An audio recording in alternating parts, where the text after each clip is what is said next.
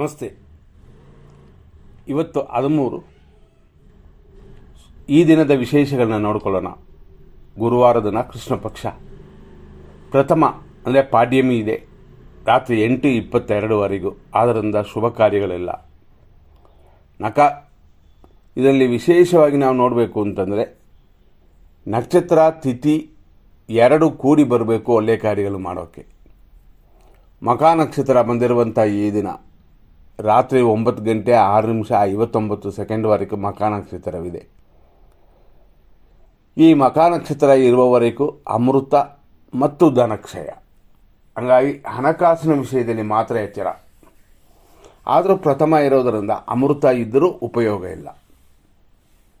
ಇವತ್ತಿನ ನಕ್ಷತ್ರ ಮಖ ಅಂತಂದರೆ ನೆಕ್ಸ್ಟ್ ಬರೋದು ಪುಬ್ಬ ನಕ್ಷತ್ರ. ಅಂದರೆ ಪುಬ್ಬ ನಕ್ಷತ್ರ ರಾತ್ರಿ 9:07 ಮೇಲೆ ಬರುತ್ತದೆ. ಈ ರೀತಿಯಾದ ಇವತ್ತಿನ ದಿನದಲ್ಲಿ ಮುಹೂರ್ತ ಕಾರ್ಯಗಳು ಮಾಡೋದಿಲ್ಲ ಅಂತಂದಾಗ ಮಕ್ಕಳು ಆಗೋಗೂ ಕೂಡ ಪರ್ಫೆಕ್ಟಾಗಿ ಇಲ್ಲಿ ಇರಲಿಲ್ಲ. ಶನಿಯು ಬುಧನು ಕುಂಭರಾಶಿಯಲ್ಲಿದೆ. ಈ ರೀತಿಯಾದ ಇವತ್ತಿನ ದಿನದಲ್ಲಿ ಸೂರ್ಯೋದಯ 6:43, ಸೂರ್ಯ ಅಸ್ತಮನ ಸಂಜೆ 6:25. ಇವತ್ತಿನ ದ್ವಿತೀಯ ತಿಥಿ ಸಂಜೆಯ ಮೇಲೆ ಅಂದರೆ ರಾತ್ರಿ ಮೇಲೆ ಅಂದರೆ 8:21 ಮೇಲೆ ದ್ವಿತೀಯ. ಯಾಕೆಂದರೆ ಪ್ರಥಮ ಆದ ಮೇಲೆ ದ್ವಿತೀಯ ಬರುತ್ತೆ. ರಾತ್ರಿ 9:27 ಮೇಲೆ ಮಖಾ ನಕ್ಷತ್ರ ಮುಗಿದು ಪುಬ್ಬ ನಕ್ಷತ್ರ ಸ್ಟಾರ್ಟ್ ಆಗಿ ನಾಳೆಯವರೆಗೆ ಇರುತ್ತದೆ.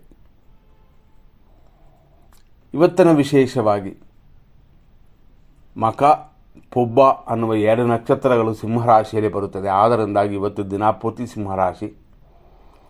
ಆದರೂ ಮಖಾ ನಕ್ಷತ್ರ ರಾಕ್ಷಸಗಣ, ಆದರೂ ಮಹಾನಕ್ಷತ್ರ. ಆದ್ದರಿಂದಾಗಿ ದೋಷ ಕಡಿಮೆ. ಬೆಳಿಗ್ಗೆ 6:43 8:17 ಮಖಾ ನಕ್ಷತ್ರ ಎರಡನೇ ಪಾದ ಇದೇ. 8:17 2:41 ಮಖಾ ನಕ್ಷತ್ರ ಮೂರನೇ ಪಾದ. ಮಧ್ಯಾಹ್ನ 2:41 ಮೇಲೆ ರಾತ್ರಿ 9:07 ಮಖಾ ನಕ್ಷತ್ರ ನಾಲ್ಕನೇ ಪಾದ ನಡೀತದೆ. ಆಮೇಲೆ ಪುಬ್ಬ ನಕ್ಷತ್ರ. ಈ ರೀತಿಯಾದ ಇವತ್ತಿನ ದಿನದಲ್ಲಿ 100% ಕೆಟ್ಟೋದನ್ನು ಫಸ್ಟ್ ನೋಡ್ಕೊಳ್ಳೋಣ.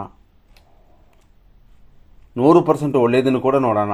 ಅಂತಂದರೆ ಫಸ್ಟ್ 100% ಅಂತಂದಾಗ ಇದರಲ್ಲಿ ಯಾವ ರಾಶಿಗೆ ಚಂದ್ರಾಷ್ಟಮ ಅಂದರೆ ಚಂದ್ರಾಷ್ಟಮ ದೋಷವಿದೆ ಅಂತಂದರೆ ಮಕರ ರಾಶಿಗೆ ಚಂದ್ರಾಷ್ಟಮವಿದೆ.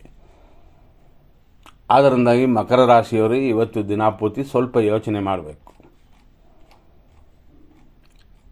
ಜನರಲ್ ಆಗಿ ಎಲ್ರಿಗೂ 100% ಹೆಂಗೆ ಅಂತಂದರೆ 6:43 ಮಕರ ರಾಶಿಯವರಲ್ಲಿ ಬರುವಂಥ ನಕ್ಷತ್ರಗಳು ಒಟ್ಟು 3. ಉತ್ತರಾಷಾಢ 2, 3, 4ನೇ ಪಾದಗಳು. ಶ್ರವಣದ ಒಟ್ಟು 4 ಪಾದಗಳು. ಧನಿಷ್ಠ ನಕ್ಷತ್ರದ 1 ಮತ್ತು 2ನೇ ಪಾದಕ್ಕೆ ದೋಷವಿದೆ. ಅದೇ ಸಮಯದಲ್ಲಿ 6:43 8:11 ಯಮಕಂಡ ಕಾಲ. 8:21 10:03 ನಕ್ಷತ್ರ ವಿಷಘಟಿಕಾ ಕಾಲ. 10:37 11:24 ದುರ್ಮುಹೂರ್ತ. ಮಧ್ಯಾಹ್ನ 2:02 ಮೇಲೆ 3:29 ರಾಹು ಕಾಲ. 2:02 ವಿಷಕಾಲವೂ ಸೇರುತ್ತದೆ. ಆದ್ದರಿಂದ ಸ್ವಲ್ಪ ಗಮನ ಕೊಡಿ. ಮಧ್ಯಾಹ್ನ 3:18 ಸಂಜೆ 4:05 ದುರ್ಮುಹೂರ್ತವಿದೆ. ಇದು ಶುಭ ಮುಹೂರ್ತವಲ್ಲ, ಅಶುಭವಾಗುತ್ತದೆ. ಸಂಜೆ 7:57 ರಾತ್ರಿ 9:29 ವಿಷಕಾಲ. ರಾತ್ರಿ 8:20 ಸ್ವಲ್ಪ ಒಂದು 3 ನಿಮಿಷದವರೆಗೂ ಮೃತ್ಯು ಪಂಚಕವಿದೆ. ಅದೇ ಥರ ರಾತ್ರಿ ಅಂದರೆ ಬೆಳಗಿನ ಜಾವ 5:48 ಮೇಲೆ ಬೆಳಗ್ಗೆವರೆಗೂ ನಕ್ಷತ್ರ ವಿಷಘಟಿಕಾ ಕಾಲವಿದೆ. ನೋಡಿಕೊಂಡು ನಿಮ್ಮ ಕಾರ್ಯಗಳನ್ನು ಮಾಡಿ. ಇವತ್ತು ಮುಹೂರ್ತ ಕಾರ್ಯಗಳಿಗೆ ಚಾನ್ಸ್ ಇಲ್ಲ. ಆದರೂ 100% ಒಳ್ಳೆ ಟೈಮು ಅಂತಾನು ಸೆಲೆಕ್ಟ್ ಮಾಡಿಕೊಡ್ತೀವಿ. ಅದು ಹೆಂಗೆ ಆಗುತ್ತೆ ಅಂತಂದರೆ ಇದು ಮುಹೂರ್ತ ಕಾರ್ಯಗಳಕ್ಕಲ್ಲ ಒಳ್ಳೆ ಟೈಮ್ ನಾವು ಇವಾಗ ಕೊಡೋದು. ಎಮರ್ಜೆನ್ಸಿ ಕಾರ್ಯಗಳಿಗೆ, ಆಸ್ಪತ್ರೆ ಕಾರ್ಯಗಳಿಗೆ ದಾರಿನೇ ಇಲ್ಲ. ಬ್ಯಾಂಕ್ನವರು ಬರ್ತಾರೆ, ನೋಡಿಸ್ಬೇಕು.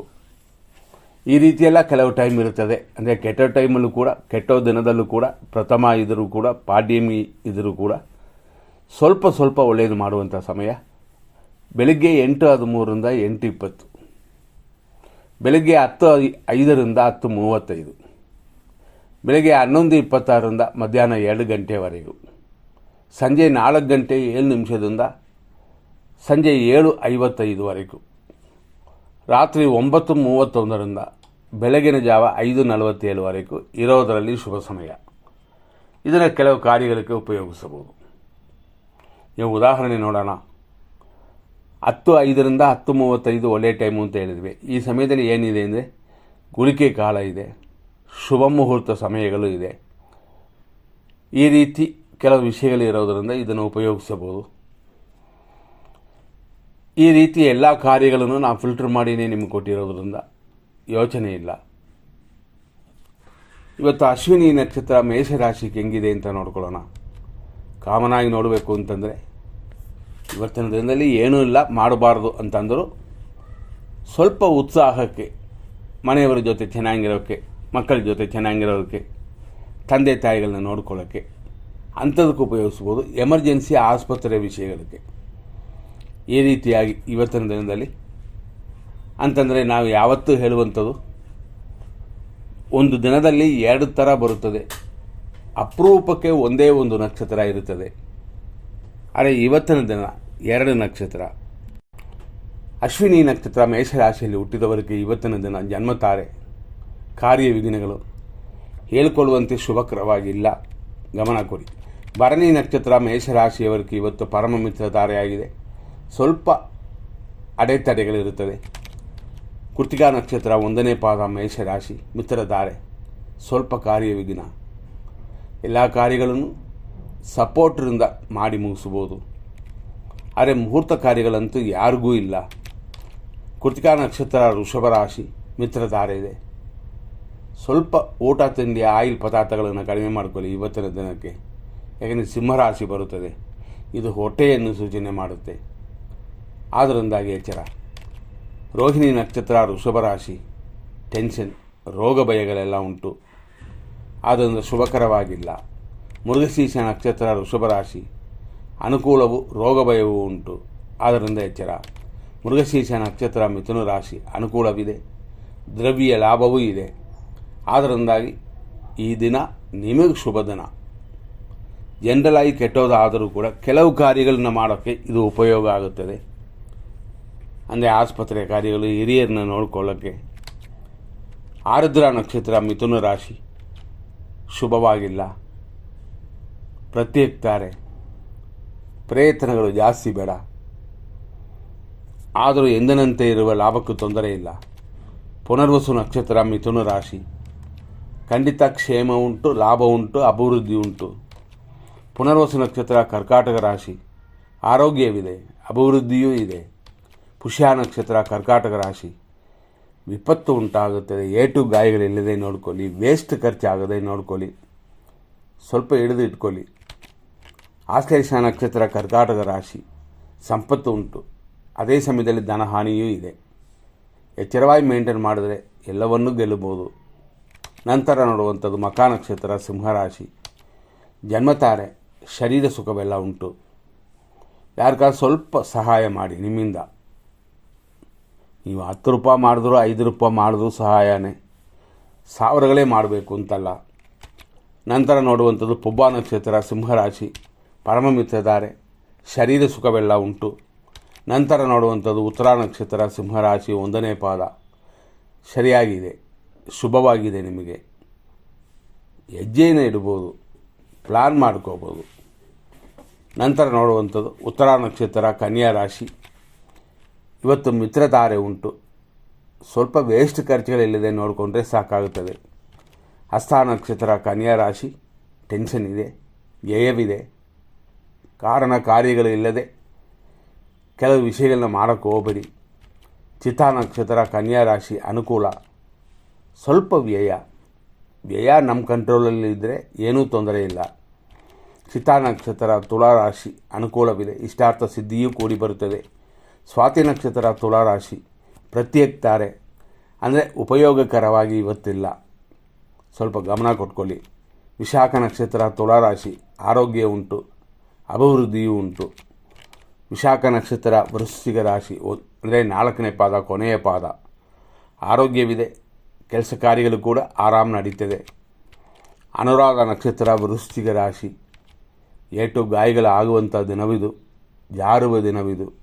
ಎಚ್ಚರವಾಗಿದ್ದರೆ ಖಂಡಿತವಾಗಿ ದೂರ ಮಾಡಬಹುದು. ಜ್ಯೇಷ್ಠ ನಕ್ಷತ್ರ ವೃಶ್ಚಿಕ ರಾಶಿ, ಹಣಕಾಸು ಹೆಚ್ಚಿನ ವರಮಾನ ಬರುತ್ತದೆ, ಕೆಲಸ ಕಾರ್ಯಗಳು ಕೂಡ ಅಭಿವೃದ್ಧಿ ಇರುತ್ತದೆ, ಆದ್ದರಿಂದ ಶುಭಕರವಾಗಿದೆ. ನಂತರ ನೋಡುವಂಥದ್ದು ಮೂಲ ನಕ್ಷತ್ರ ಧನುಸು ರಾಶಿ, ಜನ್ಮತಾರೆ ಇದು. ದೇವರು ಪೂಜೆ ಮಾಡಿಕೊಳ್ಳಿ ಅಥವಾ ಶಾಂತಿ ಪರಿಹಾರ ಮಾಡಿಕೊಳ್ಳಿ, ಉತ್ತಮ. ನಂತರ ನೋಡುವಂಥದ್ದು ಪೂರ್ವಾಷಾಢ ನಕ್ಷತ್ರ ಧನುಸು ರಾಶಿ, ಖಂಡಿತವಾಗಿ ಅತಿ ಮಿತ್ರ ದಿನವಿದು, ಅಂದರೆ ಪರಮ ಮೈತ್ರಿ ದಾನ ಅಂತೀವಿ. ಹಾಗಾಗಿ ಹಿರಿಯರ ಆಶೀರ್ವಾದ ಪಡೆದು ನಿಮ್ಮ ಕಾರ್ಯಗಳನ್ನ ಮಾಡಿ. ಉತ್ತರಾಷಾಢ ನಕ್ಷತ್ರ ಧನುಸು ರಾಶಿ, ಮಿತ್ರಧಾರೆ, ಅದರಿಂದಾಗಿ ಖಂಡಿತವಾಗಿ ಅಭಿವೃದ್ಧಿ ಬೇರೆಯವರಿಂದ ಸಿಗ್ತದೆ. ಉತ್ತರಾಷಾಢ ನಕ್ಷತ್ರ ಮಕರ ರಾಶಿ, ಮಿತ್ರಧಾರೆ, ಆದ್ದರಿಂದ ಮಿತ್ರರಿಂದ ಸಹಾಯ, ಮಿತ್ರರನ್ನು ದೂರ ಮಾಡ್ಕೋಬೇಡ. ಶ್ರವಣ ನಕ್ಷತ್ರ ಮಕರ ರಾಶಿ, ಉಪಾಧೆಗಳಿರುತ್ತದೆ, ಟೆನ್ಷನ್ ಇರುತ್ತದೆ ಮತ್ತು ಸ್ವಲ್ಪ ಕ್ಷೀಣಿಸಿರುವವರ ಆರೋಗ್ಯದಲ್ಲಿ ಇನ್ನೂ ಸ್ವಲ್ಪ ಕೇರ್ ತಗೊಳ್ಳಿ. ಧನಿಷ್ಠ ನಕ್ಷತ್ರ ಮಕರ ರಾಶಿ, ಅನುಕೂಲವಿದೆ, ರೋಗ ವೃದ್ಧಿಯೂ ಇದೆ, ಎರಡು ಕೂಡಿ ಬರೋದರಿಂದ ಆರೋಗ್ಯದಲ್ಲಿ ಗಮನ ಕೊಟ್ಕೊಳ್ಳಿ. ಧನಿಷ್ಠ ನಕ್ಷತ್ರ ಕುಂಭರಾಶಿ, ಅನುಕೂಲವಿದೆ, ಸುಖವೂ ಇದೆ, ಹಾಗಾಗಿ ಇವತ್ತು ನಿಮಗೆ ಖುಷಿಯಾಗಿದೆ. ಶತಭಿಷ ನಕ್ಷತ್ರ ಕುಂಭರಾಶಿ, ಅಷ್ಟು ಹೇಳ್ಕೊಳ್ಳುವಂತೆ ಇಲ್ಲ, ಕೇರ್ ತಗೋಬೇಕು, ಇದ್ದರೆ ತಪ್ಪಿಸ್ಕೋಬೋದು. ಪೂರ್ವ ಭಾದ್ರಪದ ನಕ್ಷತ್ರ ಕುಂಭರಾಶಿ, ಆರೋಗ್ಯ ಉಂಟು, ಸುಖವೂ ಉಂಟು. ಪೂರ್ವ ಭಾದ್ರಪದ ನಕ್ಷತ್ರ ಮೀನರಾಶಿ, ಆರೋಗ್ಯ, ಶತ್ರುನಾಶ ಎರಡೂ ಉಂಟು. ಉತ್ತರ ಭಾದ್ರಪದ ನಕ್ಷತ್ರ ಮೀನರಾಶಿ, ಏಟು ಗಾಯಗಳಿಲ್ಲದೆ ನೋಡಿಕೊಳ್ಳಿ, ಅದಿದ್ದರೆ ತೊಂದರೆಯಲ್ಲಿ ಸಿಕ್ಕಾಕೊಳ್ತೀರಾ. ಸ್ಪೀಡ್ ಬೇಡ, ಇವತ್ತು ನಿಧಾನವಾಗಿರಲಿ. ನಂತರ ನೋಡುವಂಥದ್ದು ರೇವತಿ ನಕ್ಷತ್ರ ಮೀನರಾಶಿ, ಸಂಪತ್ತಿದೆ, ಶತ್ರುನಾಶವೂ ಇದೆ, ಆದ್ದರಿಂದಾಗಿ ಶುಭ ದಿನ ಅಂತ ತಿಳ್ಕೋಬೋದು. ನಮ್ಮ ಪ್ರಯತ್ನಗಳು ಪ್ರಥಮ ದಿನದಲ್ಲಿ ಬೇಡ, ಬೇರೆ ದಿನಗಳಲ್ಲಿ ಇಟ್ಕೊಳ್ಳೋಣ. ಮುಂದಿನ ಸಂಚಿಕೆಯಲ್ಲಿ ನೋಡೋಣ. ಧನ್ಯವಾದಗಳು.